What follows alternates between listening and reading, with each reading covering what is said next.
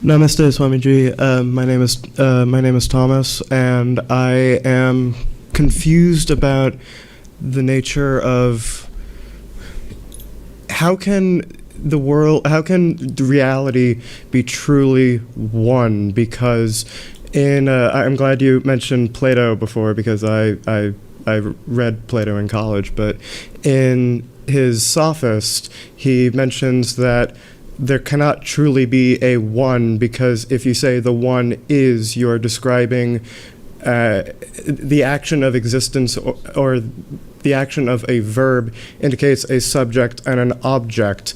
And in many of the scriptures, in the Puranas and in the Vedas, there are various gods, spirits, people mentioned, and how is it that we truly, quote, exist if we do have consciousness? Because we have a sense of being.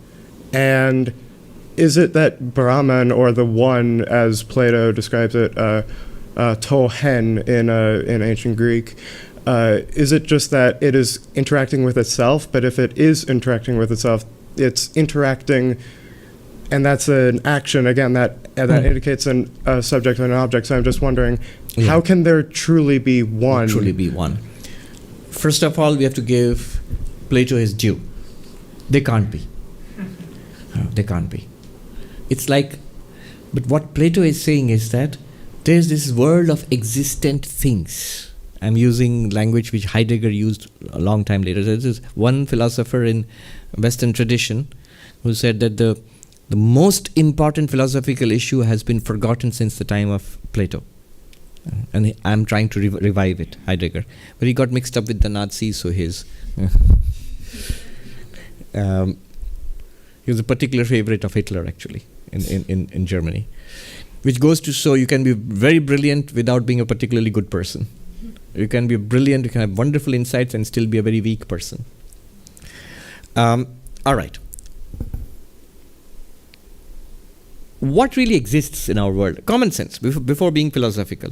Existing thing. People exist. And it's not one people, it's people, so many. Chairs exist, the space exists. Perhaps concepts exist. In some sense, fictional world, Harry Potter exists. So, there are various kinds of things which we might say exist. But notice, they are all many. And they are all defined. One thing is not the other. So there are distinctions, and there are separation, and there are multiplicities. That's how we experience existence. But all of this is existing things. They're existence, not existence. So first of all, Plato is right. That one which you're talking about, it cannot be one among many. If you make a catalog of all the real things in this universe, you will never, in that catalog, you'll never find the one. You'll never find Brahman, the thing in itself, being itself. It will not be part of the list. And the 75th thing is Brahman in the catalog. No, you'll never find that. You can't do an audit, you can't do an inventory of things in the universe and come across Brahman. Are we missing Brahman, or you'll always miss Brahman? Now, does that mean Brahman doesn't exist? Well, you're right, it doesn't really. You must be very clear about this. It doesn't exist in the sense we think the things in the world exist. People are looking worried already. No, it doesn't exist in that sense. That's why something like the emptiness concept of Buddhism, Tibetan Buddhism, is very useful in clarifying Advaita Vedanta. Look for your real nature as pure consciousness. You will never ever find it. If you find it, dismiss it immediately, because it's not the reality. It is nothing that you can see or hear or smell or taste or touch. It's nothing that we can conceive of in mind or speak about in language. It's nothing that can be captured in mathematical equations. It's empty. A vast emptiness, a vast nothingness, and yet somehow permeated by a luminosity. This empty luminosity, the Buddhists say it's like the vast blue sky. It's completely empty, yet it's shining. This emptiness is what Advaita Vedanta calls Purnam, the fullness. We call it infinite being, not infinite existence, not existence. It exists only in the sense, now you said language, you say it exists. Isn't it? Aren't you using a verb? It is. An action. True. Again true. This is what Wittgenstein pointed out. The limits of the world are the limits of language. Whatever you can express in language must be part of the world. I was reading this author, Ellenberg. He imagines a very beautiful point in that book. It's called The Time of the Magicians or something. He talks about Heidegger, Wittgenstein, Walter Benjamin. So he says, imagine these two young men, this is pre-Second World War, walking down in the Bavarian forest where Heidegger was working. And he says, Heidegger and Wittgenstein, they're walking by. And Heidegger has an intuition. He calls it isness. He says, it is haunting me, this new idea. And then he says, Heidegger says to Wittgenstein, in that imagined conversation, never happened, he says, isn't existence magical? How it appears.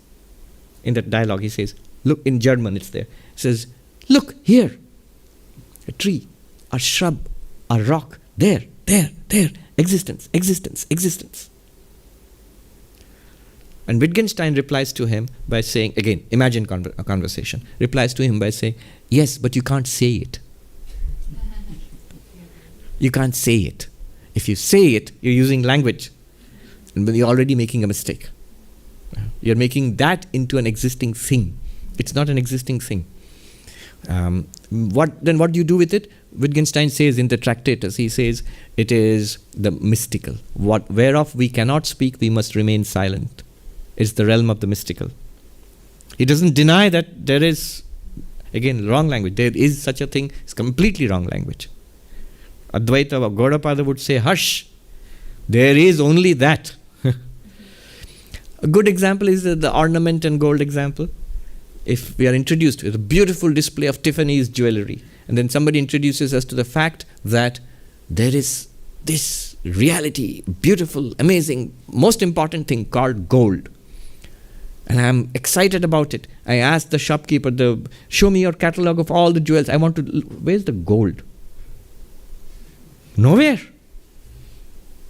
And yet, everywhere. And if Heidegger comes and says, gold, I'll show you gold. There. And if I don't know what gold is, I'll say, oh, you mean the necklace? That, there. You mean the bracelet? It's not the necklace or the bracelet per se. But other than it, there is no necklace and bracelet. It's everywhere, but it's in everything, but it is no thing. It's in every ornament, but it's not an ornament. If all we know are ornaments, existing things, we'll think it's non-existent. But is it non-existent? It sounds very theoretical, Swami. Pure being, pure existence sounds... People and objects, these are real. And this, your pure existence is very like a phantom, philosophical phantom. No, it's like saying, going to the jewelry shop and saying, your idea of gold seems to be a phantom, a fiction. It's the ornaments which are real. Not really. It's the gold which is real. Your ornaments are theoretical. What's an ornament? A name, a form, a use. In that sense. But you're right, language cannot express it. Every time you express it, it's wrong. That was the deep inside of Nagarjuna, Chandrakirti, all the great Tibet, the philosophers of the void, the emptiness philosophers, and the entire Tibetan tradition.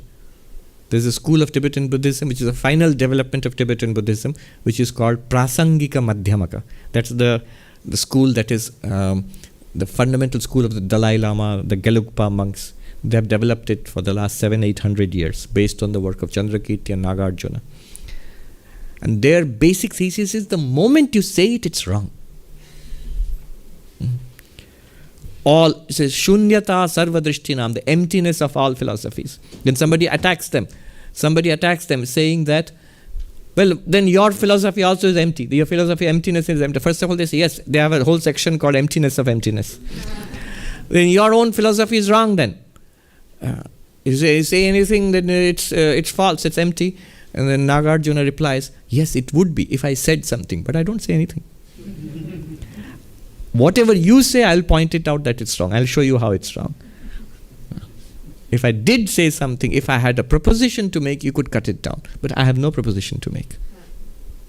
Because that's the truth. I'll just add, thank you. I'll add one thing to what you asked and end there. The way I left it off, the gold in all the ornaments, the one inexpressible, the emptiness, the luminous emptiness and all that, that might sound very good, but what do I do with it? Is it at all realizable? Is it at all experienceable? I didn't complete it. The beauty of Advaita Vedanta is it stresses that empty luminosity is you. That limitless existence which appears as all existent things is you. Tat Tvamasi. You are that. Definitely, experienceable, again language fails here. Experienceable, realizable. Why not? Because you know it already as I, me, myself. It's just the misidentification with body and mind which veils my reality from itself. It's not knowable, it's perfectly realizable. It's more than knowable, in Vivekananda's words. That's a good way of ending it. It's far more than knowable. And that knowledge, realization, it solves all our problems.